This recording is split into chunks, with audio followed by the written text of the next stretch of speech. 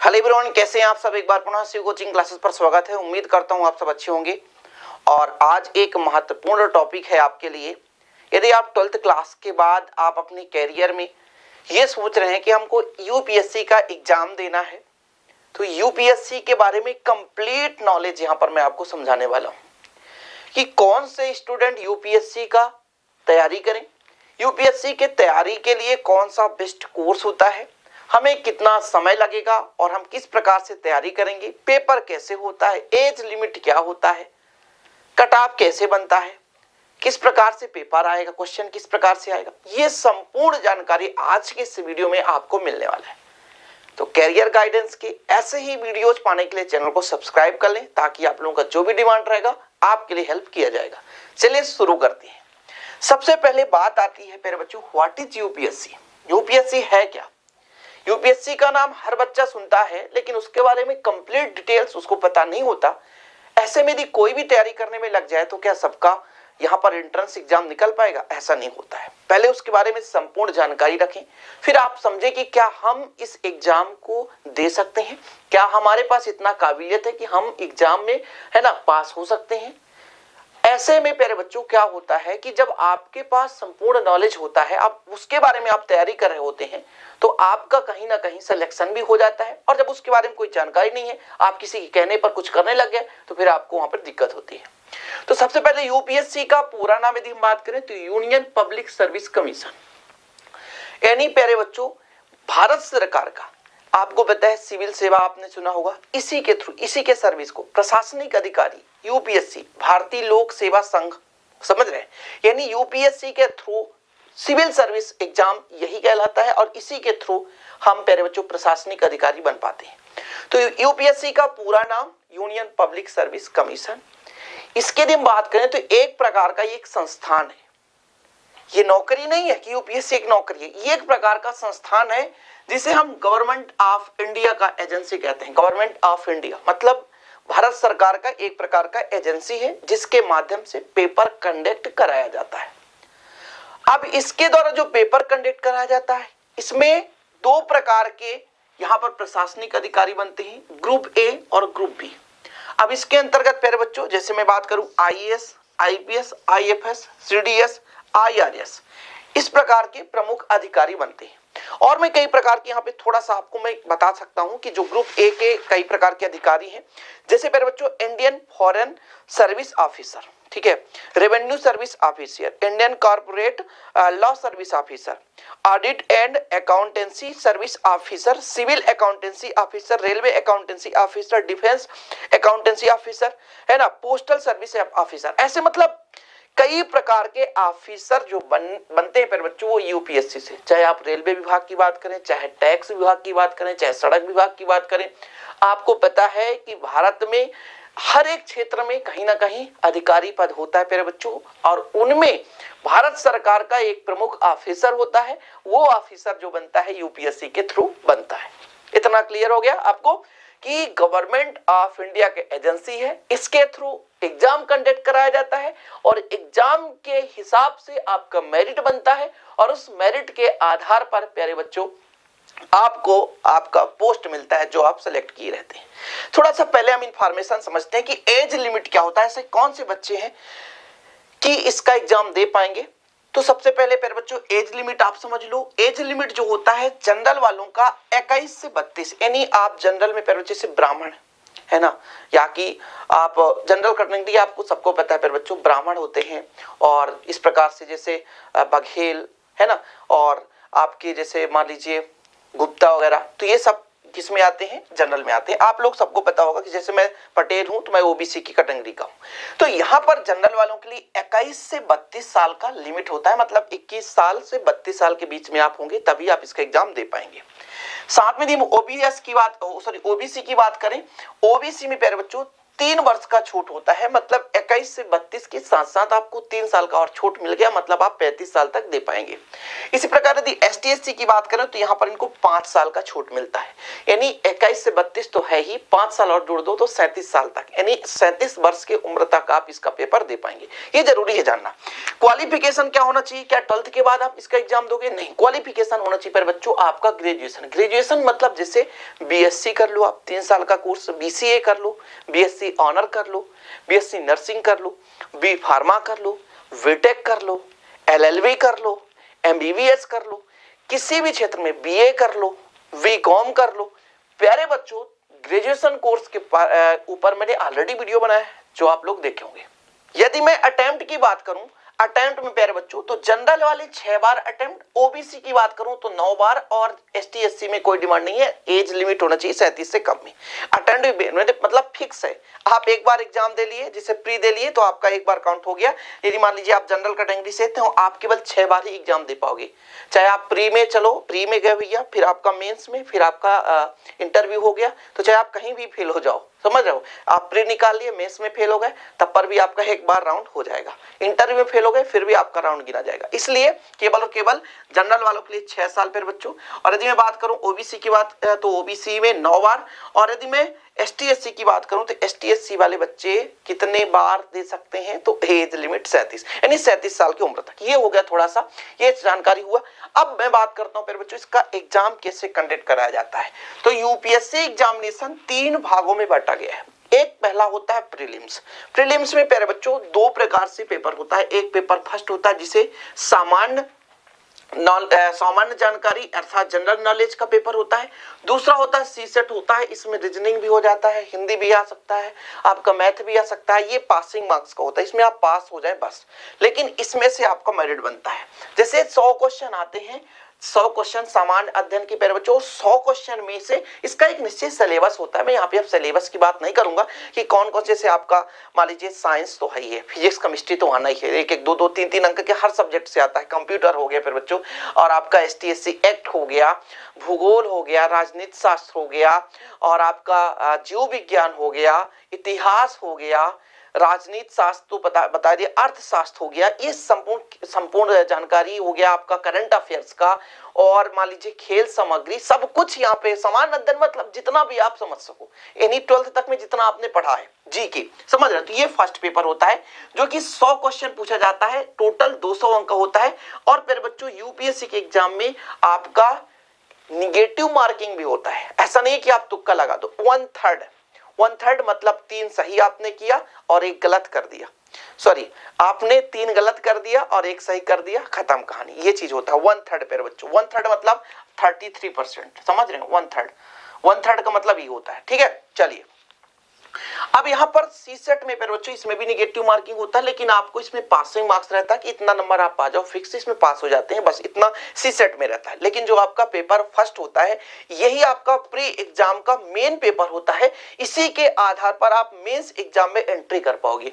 जब इसमें प्यारे बच्चों कट ऑफ के अंदर आ पाओगे तभी आपका मेंस एग्जाम होगा। यदि आप प्री में ही फेल हो गए तो फिर आप मेंस नहीं दे पाओगे। और हमने आपको बताया कि यदि आप जनरल कैटेगरी से हैं तो प्यारे बच्चों 6 बार ही अटेम्प्ट कर पाएंगे, आप OBC से हैं तो 9 बार कर पाएंगे, और प्यारे बच्चों आप यदि ST/SC से तो आपका लिमिट नहीं है, आप 37 वर्ष की उम्र तक दे सकते हैं। तो यहां तक क्लियर हुआ कि UPSC एग्जामिनेशन में 3 पेपर होने हैं, प्री एग्जाम, मेंस और आपका जो है पर्सनल टेस्ट पे बच्चों, मतलब आपका निजी, जिसे इंटरव्यू कहते हैं। तो जो आपका फर्स्ट पेपर होने वाला है, फर्स्ट यानी प्री एग्जाम में फर्स्ट पेपर में 100 क्वेश्चन आएंगे, 200 नंबर और 1/3 का निगेटिव मार्किंग। 1/3 आप समझ गए, मतलब 75% में 25% और 2, ऐसा सिस्टम, ठीक है, समझ गए। तो 33% निगेटिव मार्किंग, ये आप समझ लो, यानी 1 नंबर आप गलत कर दिए तो उसका 33% आपका माइनस हो जाएगा, ऐसा समझो, ठीक है। इतना क्लियर। CSET में आपको केवल पासिंग करना है। जब आपका इसमें जैसे मान लीजिए 100 अंक का क्वेश्चन 100 था, 200 अंक का आपका मेरिट बना प्यारे बच्चों, आपके 70 क्वेश्चन चाहिए तो 140 मेरिट के अंदर यदि आ गए आप, तो फिर आपको यहाँ पे मेंस एग्जाम के लिए कॉल लेटर आएगा, मेंस एग्जाम की तैयारी करना पड़ेगा। जैसे पेपर होता है 1 महीने 2 महीने में आपका रिजल्ट आ जाता है, इसके बाद 5 से 6 महीने आपको समय दिया जाता है ताकि आप मेंस एग्जाम की अच्छे तरीके से तैयारी कर सको। क्योंकि प्यारे बच्चों प्री तो मान लीजिए छटनी करना होता है बच्चों को कि छांट दिया जाता है, जो मेंस होता है ना, यहीं पे सबसे बड़ी बात होती है, क्योंकि जो रिजल्ट फाइनल आपका जो कट ऑफ बनता है, जिससे आपको एक निश्चित सर्विस मिलती है, आप लोक प्रशासनिक अधिकारी बनते हैं, भारत देश के प्रमुख अधिकारी बनते हैं, उसके लिए प्यारे बच्चों आपको मेंस और ये जो इंटरव्यू होता है दोनों का मिला करके जो लास्ट फाइनल रिजल्ट बनता है, उसी के आधार पर आपको एक निश्चित जो भी आपका क्राइटेरिया, जो भी आप फॉर्म में फिल करते समय, जैसे आप फॉर्म फिल कर रहे हैं, आपको आईएएस के पद में जाना है, आईपीएस के पद में जाना है, किस रैंक में जाना है, वो आपको पहले सेलेक्ट करना पड़ता है। फिर आपको मेरे बच्चों कट ऑफ के आधार पर, जैसे आपका अच्छा कट ऑफ है तो आपको आईएएस मिल गया, फिर आईपीएस मिल गया, नहीं है तो फिर नीचे वाले पोस्ट मिलेंगे। कई सारे पोस्ट मैंने बताया, बहुत सारे पोस्ट होते हैं, 5-6 पोस्ट मैंने आपको पहले ही बता दिया। चलिए यहां पर प्यारे बच्चों जो मेंस में होता है कुल 9 पेपर होते हैं, टोटल 9 पेपर होता है, लेकिन 9 पेपर में से 2 पेपर जो क्वालिफाई होता है, मतलब आप उसमें क्वालिफाई कर जाएं बस, वो होता है अनिवार्य भारतीय भाषा।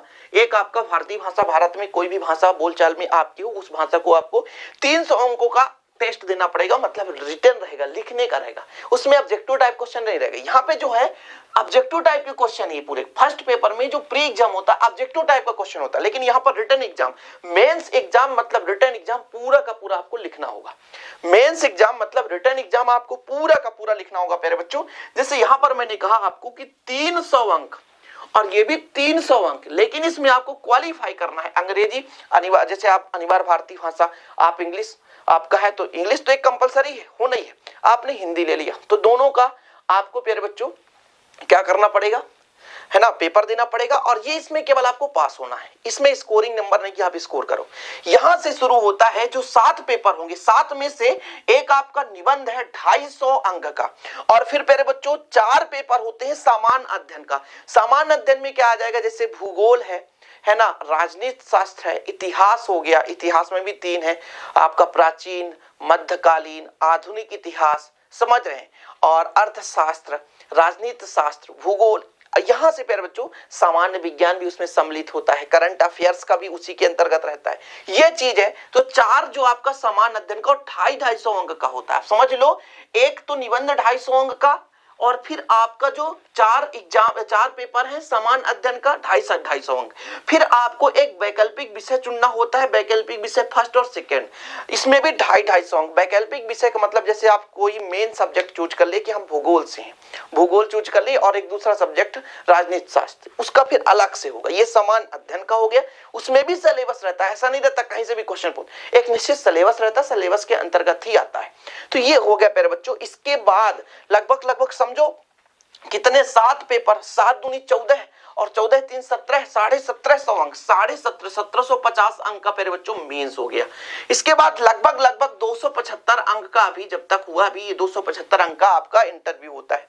इसके बाद टोटल कट ऑफ बनता है, टोटल कट ऑफ बनता है, दोनों को जोड़ा जाता है। यदि आप स्कोर में अच्छे अंक लाए हैं तो कट ऑफ में यदि आपका आता है तो फिर आपके अनुसार चुने गए पोस्ट में आपको वो मिल जाता है, फिर बच्चों पोस्ट मिल जाता है। फिर पोस्ट मिलने के बाद आपको क्या करना पड़ता है, सीधा का सीधा आपका ट्रेनिंग होगा, फिर आपको जॉब मिल जाएगी।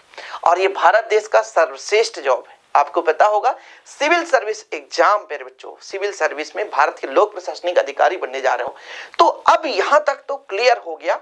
अब बहुत सारे बच्चों का डिमांड है कि सर जैसे यदि हम एमपीपीएससी की तैयारी करें तो एमपीपीएससी का सेम सिलेबस तो नहीं रहता, पेपर तो वही सिस्टम, पेपर वही सिस्टम रहता है, फर्स्ट पेपर प्रीलिम्स, फिर आपका मेंस, फिर आपका इंटरव्यू, ये सेम सिस्टम रहता है। थोड़ा सा सिलेबस एक्सचेंज रहता है, बाकी यहाँ पे सी सेट होता है, यहाँ पे आपका फर्स्ट पेपर होता है, मेरिट वही बनता है, पर्सनल टेस्ट भी सेम वही रहेगा।